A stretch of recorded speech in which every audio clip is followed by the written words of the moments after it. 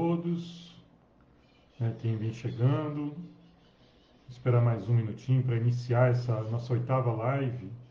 Hoje irei falar sobre quais os riscos que existem em se fazer uma massagem, se realmente, né, apresenta algum risco, tá? E quais os cuidados, quais as atenções que você, como terapeuta, deve observar, né, para evitar esses riscos, para contornar, né, qualquer possível dano que possa vir a acontecer ao cliente. Vamos aguardar mais alguns minutinhos. Então, iniciando para não ultrapassarmos o horário, né? Lembrando que os vídeos do Mundo da Massagem, das lives que já foram passadas, ficarão gravados aqui tanto aqui na página no Face, quanto no YouTube, quanto no Instagram. Então, caso você tenha perdido algum tema que tenha sido tratado, você pode depois ir, né, na nossa página e assistir ao vídeo, e ficarão durante algum tempo, algumas semanas, né, disponíveis para serem assistidos quantas vezes forem necessárias. Então, assim como os outros, essa também ficará gravado. E, de início, né, nós falamos quando pensamos em risco para a massagem, nós também temos que pensar num tema chamado biossegurança, né, que vem a ser um conjunto de ações que você, como terapeuta, né, irá ter que tomar para prevenir, minimizar ou eliminar qualquer possível, né, atividade sua ou do cliente ou do ambiente onde você irá realizar seus atendimentos de massagem, que possa vir a causar algum dano ou comprometer a saúde tanto sua quanto, né, dos seus clientes. E é importante que essa biossegurança ela haja nos diversos níveis que possa, né, oferecer algum risco, algum dano a você ou ao seu cliente. São possíveis riscos, né, de acidentes que podem ocorrer, acidentes físicos, quando ocorre, por exemplo, algum risco de cair da maca ou escorregar na sala antes de chegar até o seu local de atendimento, ou a maca mesmo não oferece um conforto. Por exemplo, eu já recebi sessões de massagem onde eu era maior do que a maca, né, da terapeuta que me atendia, e simplesmente no canto assim da maca, né, vou pegar aqui como exemplo, era uma quina viva, tá? Uma quina assim de 90 graus, e o meu pé ficava ali machucando, né? Ficava diretamente sobre a quina viva, né? E então, assim, pode haver no seu local, nos seus aparelhos de atendimento, de trabalho, né, alguma coisa que possa gerar algum prejuízo, né, algum risco para o seu cliente. Risco ergonômico, né, envolve tudo assim que relacionado, por exemplo, a sua postura, né, no trabalho, como é que você vai fazer a massagem, né, inclinação excessiva de tronco, ou se você vai usar apenas um único lado do seu corpo para fazer a massagem, ou vai intercalar os dois lados do seu corpo para executar as manobras de massagem, se a sua maca está numa altura adequada, né, nem muito alta, nem muito baixo, para você poder assim, economizar o máximo de força possível. Se o cliente ele vai estar numa posição também adequada para as diversas manobras que você vai realizar a massagem, tudo isso entra dentro dos riscos ergonômicos que podem ocorrer, né, durante o seu atendimento.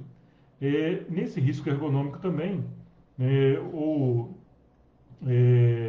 entra o desgaste do terapeuta, tá? Então, você fazer, por exemplo, 8, 10 atendimentos num dia, né, vai ter um desgaste. Eu, por exemplo, até os 40 anos, eu consegui fazer esses atendimentos sem sentir muitos efeitos assim de cansaço físico, né? Ou desgaste depois do atendimento. E depois dos 40 começou a ficar mais pesado, mais cansativo, assim, atender, né, 10 atendimentos no dia e chegar no outro dia para atender mais 10, né, e aí durante a semana. Porém, eu sempre trabalhei a compensação, tá? O alongamento, o fortalecimento dos meus grupos musculares, né, e uma das minhas especialidades é a ergonomia. Então, eu sempre trabalhei também de manter o meu posto de trabalho, a minha maca, né, os acessórios que eu utilizo para posicionar né, o cliente da maneira que exigisse o mínimo possível, né, do meu corpo físico. Por exemplo, a minha cadeira de Quick Massage, né, eu utilizo uns calçozinhos de madeira embaixo da cadeira para ela ficar um pouco mais alta, de maneira que evite que eu fique muita inflexão de tronco. Tá? Então, tudo isso a longo prazo, médio e longo prazo, pode fazer muita diferença para você, como terapeuta, e pode, assim, ter um retorno ao longo prazo bem mais favorável, se você conseguir ter um desgaste físico menor possível. Também temos os riscos físicos, por exemplo, como a temperatura do local onde você vai estar fazendo atendimento. Ele tem que ser agradável para você, porém não pode ser desagradável para o terapeuta, para o cliente. Né? Por exemplo, eu já fui receber massagem em locais onde o ventilador ficava bem em cima da maca, né? Eu ficava, né, só de short, só de sunga, então o vento ficava diretamente sobre mim, e à medida que o cliente vai recebendo, vai relaxando, né, a tendência, a temperatura do corpo diminuir, com isso a tendência a sentir mais frio, tá? Ruído também, você fazer uma massagem em local muito barulhento também não é indicado nem para você, nem para o cliente, que dificilmente vai conseguir relaxar. Risco químico, né? Dependendo do produto em que você vai estar utilizando, seja ele óleo ou creme, né? Na nossa ficha de anamnese, de avaliação, geralmente nós perguntamos ao cliente se ele tem alguma alergia a algum produto químico, tá? Cheiro muito forte, isso deve ser observado, tá? Antes de iniciar a sessão de massagem. Poeira também, né? Às vezes a pessoa tem alergia à poeira e o local, às vezes é muito comum, principalmente nas massagens indianas, o terapeuta enfeitar muito a sua sala, colocar tapete indiano, né? Fazer no chão sobre muito tapete. Isso costuma acumular mais ácaro, mais poeira, o que pode gerar uma alergia ali durante o atendimento ao seu cliente. Tá? Então, não é recomendado. O ideal é que o ambiente seja o mais limpo possível, tá? Ter sim os seus acessórios para decorar, mas não com muita pomposidade, de maneira que possa acumular mais poeira, né, e incomodar o seu cliente. Por exemplo, tem pessoas que, mais para as práticas indianas, que gostam de colocar incenso na sala de atendimento, né, o que eu já não recomendo fazer, porque a pessoa vai estar relaxando, a sala de atendimento geralmente é um local fechado, então ela vai estar respirando aquela fumaça ali do incenso, que não deixa de ser monóxido de carbono, tá? E muitas pessoas podem ter algum problema respiratório e pode agravar, acentuar ali um problema que ela não chegou, né, quando ela veio receber a massagem. Então, realmente não deve utilizar incenso nesses momentos. Risco biológico também envolve problemas mais patógenos, né? Como, por exemplo, infecções, alergias, viroses, fungos, bactérias. Por exemplo, agora nós estamos no período, né, de uma pandemia, né, de um vírus aí mundial que está mudando o jeito de se trabalhar de todas as pessoas no mundo inteiro. Então, eu vou ter uma aula, se eu não me engano, semana que vem, que vou estar falando como atender com massagem nesse período de pandemia de coronavírus. Também é um risco biológico, um risco que tanto você como terapeuta tem que se precaver, assim como o cliente que irá receber a sua massagem também tem que se precaver. Você não sabe se ele vai estar numa fase assintomática e às vezes portando ali o vírus, né, ou algum outro patógeno, assim como ele também não sabe se você, né, contraiu, né, o vírus do Covid, e você vai ter que se resguardar também, resguardar o seu cliente. É a mesma coisa eu, como fisioterapeuta, e atender, né, um paciente que está na UTI, né, com coronavírus, né, eu tenho que ter o meu cuidado, o resguardo, tanto para me preservar, quanto preservar, né, ao paciente e preservar a minha família. Tá? Então, esses são pontos importantes, né, a estarem sendo observados. E existem outros pontos fundamentais, de maneira mais ampla, mais geral, que faz referência, por exemplo, a instrução, pouca instrução do terapeuta na hora de fazer a massagem. Né? Eu comentei que quando eu iniciei nas técnicas de massagem, né, com shiatsu, eu tive muita informação, muito conhecimento da medicina tradicional chinesa e do shiatsu, porém, da medicina, né, ocidental ou alopática, né, a nossa medicina, eu tinha pouca informação, né, principalmente sobre patologia. E todas as pessoas que chegavam até mim, eu queria dar um resultado, né, independente de qual problema que a pessoa me trouxesse, eu queria dar um resultado para ela, né, assim, satisfatório, né? Então, às vezes, a pessoa levava ali alguns meses, anos para desenvolver algum problema de saúde, e na minha cabeça eu tinha que resolver aquele problema da pessoa. E depois, à medida que eu fui me estudando mais, fazendo vários outros cursos, né, me graduando em fisioterapia, eu percebi que não era bem assim, tá? Mesmo porque cada profissional, seja ele de qual área for, ele se especializa em determinadas técnicas, né, em determinados procedimentos.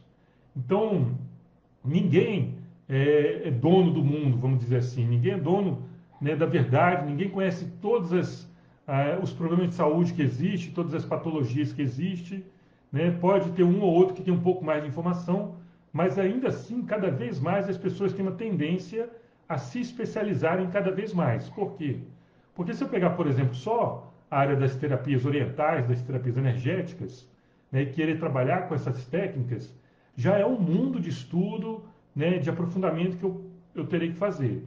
Assim como as técnicas voltada para a estética também, existem várias vertentes dentro da estética. Ou eu quero trabalhar só com a parte de relaxamento.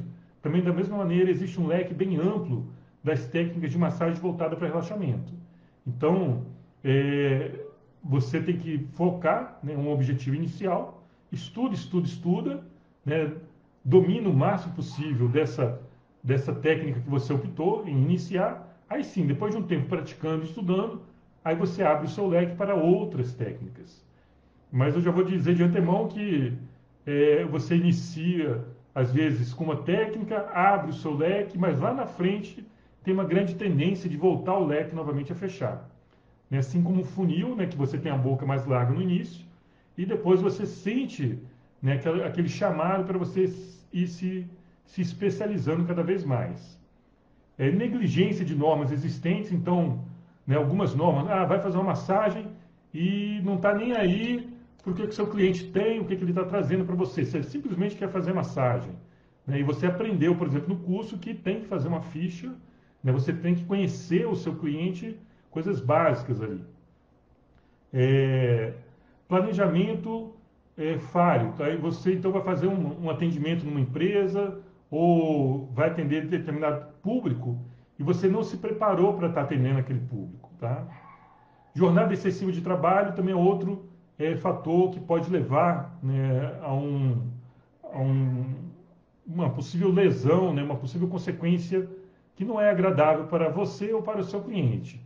Por exemplo, isso já aconteceu comigo, tá? Confesso aqui, eu já fui assim, fazendo vários atendimentos, e quando chegou nos meus atendimentos no final do dia, eu já não tinha força para fazer, por exemplo, a técnica de modeladora, que requer força e velocidade, tá? Então, eu comecei a deixar, quando percebi isso, eu comecei a planejar minha jornada de trabalho para as técnicas que eu precisava de mais força e velocidade para o início da manhã. E os atendimentos que eu não precisaria assim, de tanta força, né, e tanta velocidade, mas para o final do dia, para o início da noite. Então, até isso é importante você planejar. Tá? Porém, é importante aqui você não se preocupar, não ter medo de fazer massagem. Imagina, por exemplo, se uma mãe, né, um pai vai ter o medo de fazer uma massagem no filho quando ele está com uma dor de barriga, com uma dor de cabeça, ou algum músculo que está doendo. Né? Se não for um acidente que o filho teve, muitas vezes até com acidente, né, quase que instintivamente o pai e a mãe têm o costume de levar as mãos naquela região que está dolorida do filho e fazer uma massagem para ver se traz algum alívio. Da mesma maneira, nós, quando sentimos alguma dor, né, seja em qualquer parte do nosso corpo, nós temos uma tendência também a levar as mãos, né, ou no pescoço, ou nos ombros, ou na cabeça, né, fazendo ali uma massagem para tentar aliviar a nossa dor. Então, da mesma maneira, se você tiver o seu instinto assim de amparar, né, de poder levar o conforto a outra pessoa, assim como se leva uma criança, um bebê, né, a chance de você cometer alguma lesão, alguma infração, né, ela é pequena. Tá? A massagem ela não é um procedimento geralmente de alto risco, né, assim como um procedimento invasivo, por exemplo. Né? Você não tem que cortar a pele para enfiar uma agulha, né? Não vai ter um contato interno com a pessoa, né, com o seu cliente. É, diga-se de passagem, até mesmo o nome que nós damos é cliente, não paciente. Né? Quando nós tratamos o termo referindo a paciente, então já se subentende que tem aí uma doença por trás, tá? E tendo uma doença, pode haver patógenos também por trás, pode haver um quadro inflamatório, né, ou na fase aguda ou na fase crônica. E eu vou falar, né, agora há pouco também que o ponto principal para você que está iniciando é você apenas ter noção, né, exatamente do que é uma inflamação crônica e o que é uma inflamação aguda. Né, você tendo essa noção, você consegue peneirar aí, né, até onde você pode ir e o que você não pode, né, o limite que você não pode ir. Então é importante ter essa noção. E à medida que você for estudando cada técnica, você vai saber também das contraindicações específicas daquela técnica e das contraindicações absolutas, tá? A maioria das técnicas tem contraindicações específicas e tem contraindicações absolutas. Por exemplo, você observar uma inflamação crônica e uma inflamação aguda é uma contraindicação absoluta, que serve para todas as técnicas. Imagine você como se fossem peneiras que você vai ter que observar e, de acordo, passou nessa peneira, tá? Na inflamação aguda ou inflamação crônica. Então, tudo bem, pode ir para a segunda peneira. Né? A segunda peneira, vamos observar o histórico, por exemplo, do cliente. Né? O que ele me traz, tá? Passou nesse, tudo bem, então vou para a técnica em específico, vou ver a contraindicação da técnica em específico. Mas não é nada assim que, pelo que eu tenho observado, né, ao longo dos anos, mais de 30 anos, né, na área das terapias corporais, é que assim, eu vi poucas pessoas fazerem, vamos dizer assim, um deslize acentuado, né, numa técnica de massagem. O que eu vi acontecer foram pessoas, por exemplo, se aventurar em querer aprender uma técnica por ela mesma, como uma drenagem linfática, uma modeladora, e exagerar na aplicação, por exemplo, da técnica, e, por exemplo, ela achar que fica roxo ao fazer uma massagem, uma drenagem linfática, ou fazer uma modeladora, né, que tem o objetivo de reduzir medidas. Ela achava que tinha que ficar roxo, né, ao submeter o seu cliente à massagem. Então, isso, na verdade, é falta de informação. Né? Quando a gente estuda a técnica da drenagem linfática, por exemplo, da modeladora, a gente sabe que você criar um hematoma, um edema, né, na pessoa, isso vai dificultar a absorção dos líquidos linfáticos, né, a absorção até de gordura, né, através dos líquidos linfáticos, por consequência do edema, né, daquele roxo ali que a pessoa, né, que o terapeuta às vezes proporciona. Então isso é mito, né, não existe isso. Né? O cliente ele tem que sair de uma sessão de massagem, no mínimo, igual o que quando ele chegou. Tá? Ele não pode sair de uma sessão de massagem pior do que quando ele chegou. Né? Tem aí, por exemplo, a pessoa está com um ponto gatilho, né? Um ponto de dor na fase crônica, que é algo assim, acima de 48 horas, ela só sente quando aperta ou quando ela faz um exercício, né, mais excessivo, que exige daquele músculo, aí que ela percebe que aquele ponto é um ponto de dor, de tensão. Às vezes o terapeuta vai lá fazer uma massagem e ativa aquele ponto que está adormecido. Né? Muitas vezes volta, né, a doer um pouco mais, né, mas nunca ponto assim da pessoa ter que tomar um remédio, né, um analgésico para aliviar aquela dor. Tá? Isso aí também entra, eu vou falar mais na frente, de ponto gatilho, né, como debelar ponto gatilho. Então, são casos específicos. Né? Para vocês que vão estar iniciando, por exemplo, com uma massagem de relaxamento, com uma quick massage, né, você não vai se preocupar em tirar ponto gatilho. O objetivo é o relaxamento. E para alguém que está iniciando, né, mesmo que tenha pouca técnica, mas para você conseguir fazer uma massagem e não relaxar o seu cliente, né, assim, a pessoa tem que estar muito inexperiente, né, ou fazer muita coisa errada, porque geralmente o toque, o contato, né, ela já proporciona essa transmissão de energia, né, e com um pouco de técnica aliada, associada, você consegue proporcionar um relaxamento ao outro de maneira assim muito simples, muito mais fácil, ok? Barreiras de proteção que a gente encontra também, por exemplo, proteção primária, limpar, higienização das mãos, tá? Eu costumo fazer a higienização das minhas mãos com água e sabão, tanto quanto do cliente, tá? Quando o cliente chega, que ele senta na maca, eu ponho um pouco de álcool gel nas suas mãos, tá? E eu também limpo seus pés com um lenço umedecido. É, a limpeza da maca, né, também é algo que tem que ser assim, muito bem feito, né? Seja com sabão, água e sabão, detergente, e na sequência o álcool gel. Tá? Tanto mudou de cliente, deve ser feita essa higienização. Os equipamentos de proteção, né, eu vou falar mais específico quando eu falar do coronavírus, tá? Mas também nós devemos ter esses equipamentos de proteção. Toalhas, se você utiliza toalha para estar cobrindo o cliente, ou lençol para forrar a maca, que não seja o lençol descartável, né, você deve ter um número aí suficiente de, de toalhas, né, de lençóis, para poder estar sempre colocando para lavar, né, sempre substituindo a cada atendimento que você faça. Né, de início, até lhe sugiro você iniciar com o lençol descartável. Né, existe o rolo de lençol descartável, que ali facilita, né, principalmente nesse período de coronavírus, a você estar atendendo seu cliente, descartando aquele produto ali, não oferecendo risco assim, nem para você e nem para o seu cliente. Né?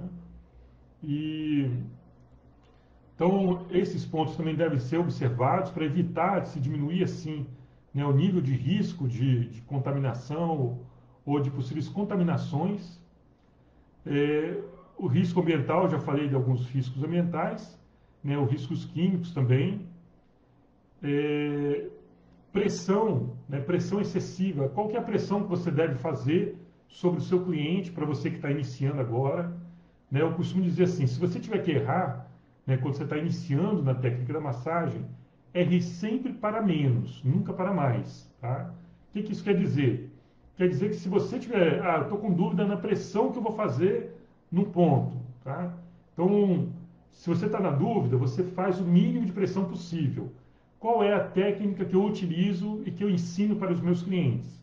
Isso é algo que eu aprendi, né, com um professor que eu tive de massagem indiana, massagem ayurvédica, e ele comentou comigo, Marcelo, né, quando eu fiz o curso, né, de massagem indiana na Índia mesmo, né, eu fui no local onde era um galpão muito grande, muito amplo, e tinha vários deficientes visuais, várias macas, e cada maca tinha uma pessoa deficiente visual que não enxergava, que fazia massagem.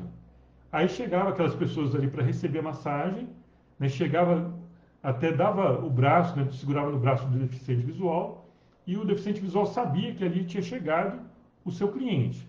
E quando iniciava para iniciar a massagem, o deficiente visual perguntava: como que você quer a massagem? Mais leve, média ou mais forte? Né? E no caso lá, o meu professor falava: não, eu quero não conheço, né? Então eu quero uma pressão mais média. E em contrapartida, a esposa dele, que estava na maca ao lado, falou assim: não, eu quero forte, né?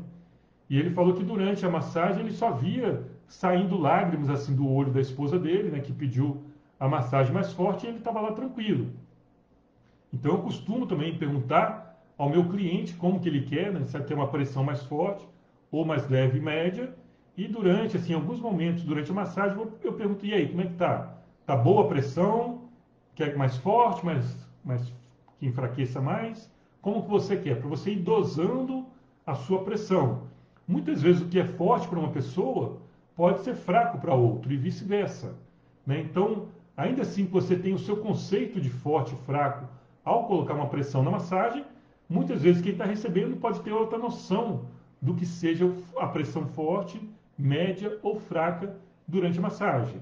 E à medida que você vai fazendo isso recorrentemente, né, você vai observar que você vai conseguir ir dosando a sua pressão de massagem, né, a cada cliente que chegar para você. Tá? E as técnicas também, uma técnica de relaxamento geralmente é uma técnica que tem uma pressão mais média para leve, uma técnica de massagem de shiatsu é uma técnica que requer uma pressão mais média para alta, mais para forte. Tá? A drenagem linfática manual é uma técnica que vai ser mais leve, então a chance assim, de lesão é praticamente zero. Tá? de acordo também com o nível de pressão que você vai ter que utilizar em cada técnica. Já, por exemplo, a massagem modeladora, né, redutora, ela requer uma pressão mais média para alta, né, uma velocidade também mais alta, então já tem uma chance maior de você conseguir, da pessoa conseguir fazer uma lesão no seu cliente, tá? Até ela ter uma certa destreza assim, nas manobras. Porém, nada assim que você já tem que ficar muito preocupado ou é algo que me tira o sono. Não. É começar a fazer que você vai perceber isso com muita facilidade. E deixa o seu cliente à vontade. Fala com ele, olha, se doer você pode dar o grito, se tiver excessivo você pode dar o grito, faz um sinal para mim, tá? Não fique calado, me fale. Então, melhor, a melhor receita é o feedback do seu cliente. É o retorno do seu cliente para a pressão que você está colocando. Então, assim, a gente já está quase inteirando 30 minutos de live, né? Para não me estender muito, eu quero que você guarde, então, esses dois princípios que você deve observar. Fase aguda e fase crônica de uma inflamação. O que é a fase aguda de uma inflamação? Ah, a pessoa torceu o tornozelo, caiu, machucou, né? Bateu em algum lugar, geralmente entra na fase aguda, que ocorre até 48 horas após uma lesão, geralmente apresenta vermelhidão no local, fica vermelho, apresenta um inchaço, fica inchado, a pessoa, aquele local dói, né, sem a pessoa tocar, dói constantemente, tá? A pessoa tem dificuldade de movimentar aquele local e você não consegue tocar também naquele local porque a inflamação está com excesso de sangue, né? O sangue está mandando ali muitos anticorpos para aquele local, então você não consegue e não deve fazer uma massagem na fase aguda de uma inflamação, tá? Isso é uma contraindicação absoluta. Sempre, sempre, sempre você não irá fazer uma massagem em uma região do corpo que está na sua fase aguda. Ah, Marcelo, então eu nunca posso fazer massagem numa pessoa na fase aguda. Você deverá observar qual é a região que está com a inflamação e a extensão dessa inflamação. Ah, ela está com uma inflamação aguda lá no tornozelo direito, por exemplo, né? E só está ali naquele local. Então, em toda a região, todo o resto do corpo, você, na maioria das vezes, você vai poder fazer uma massagem, tá? Desde que não estimule muito o sangue para aquela região que está inflamada. Ah, está com uma inflamação aguda no cotovelo direito, ou no braço direito, no punho direito, né? Você tem aí toda a restante do seu corpo, né? Da outra parte do corpo do seu cliente para você trabalhar. Então, até na fase da inflamação aguda, você terá que ter um bom senso, né, para saber se você pode trabalhar o restante do corpo ou não. Na dúvida, você não atende, não faça. Tá? Espere passar essa fase aguda para você poder atender. Geralmente ocorre em 48 horas essa fase aguda. Eu, por exemplo, na fisioterapia, não atendo meu paciente na fase aguda. Tá? Ou eu coloco gelo, né, ou eu espero que o medicamento que ele geralmente está tomando atue, tá, e saia ali da fase aguda para eu poder fazer o trabalho com ele. Na fase crônica, também, geralmente tem a dor, a palpação, não apresenta mais a vermelhidão, tá?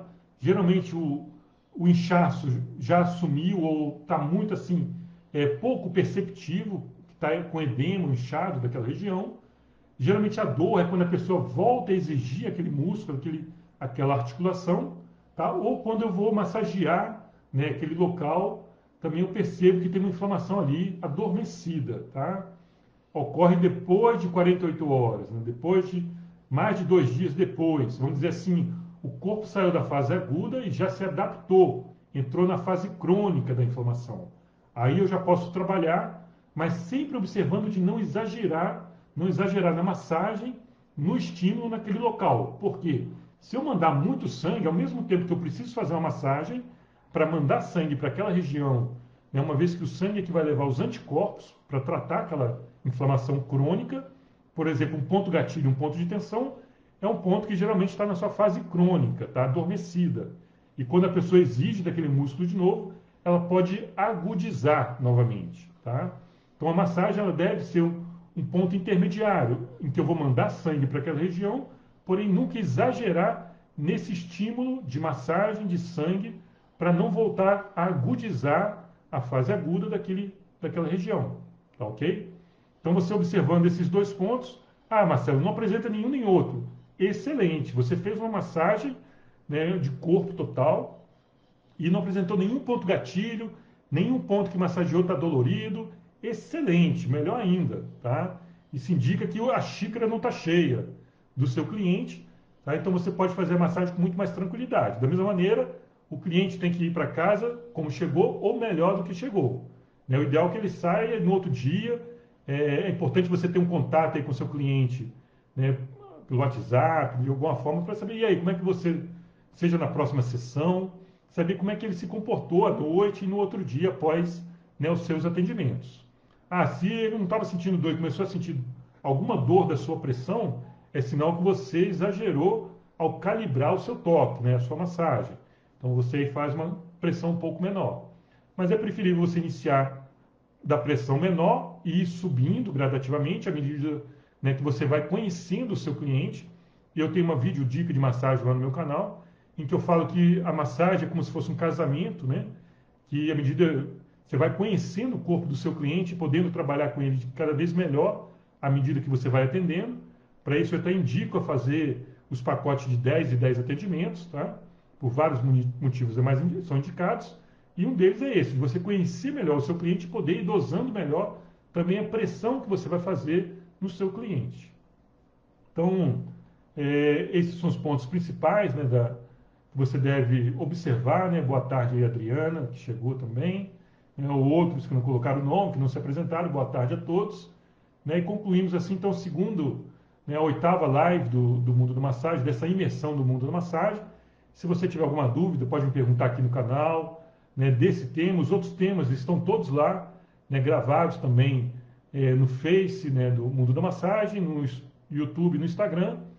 E amanhã, o nosso tema de amanhã, né, lembrando aqui, 10 dicas para quem está iniciando no mundo da massagem como terapeuta.